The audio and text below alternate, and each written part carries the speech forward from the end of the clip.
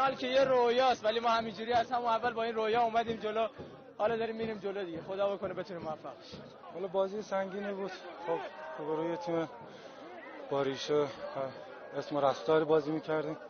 همت بچه‌ها بود. خدا رو شکر وضعیتمون اینجوری شد که رفتیم تا جزو 4 تا تیم. بازم خدا رو شکر. جام حذفی همیشه جام شگفتی‌ها بوده. ما هم تیممون رو که دیدید، هممون یه دستیم، یک دلیم.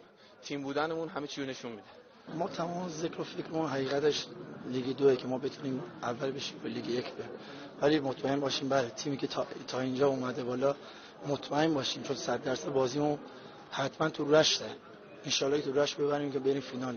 امید خدا. یعنی از الان که برگردیم رشت تمام فکرمون واسه بازی با کاسپیان قزوینه، چون ما هدف اصلیمون فقط صعود به لیگ 1. خدا رو شکر بچه‌ها هر چی داشتن گذاشتن، با تمام وجود کار کردن. تماشاگران مثل همیشه پشتمون بودن و خدا رو شکر تونستیم نتیجه بگیریم به مرحله بعد صعود کنیم.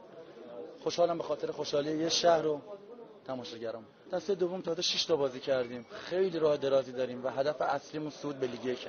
بدون تعارف بگم ما 3 سال تبعید شدیم به لیگ 2. ان شاءالله امسال بتونیم با کمک مردم و بازیکن‌ها و زحمت همه بتونیم صعود کنیم.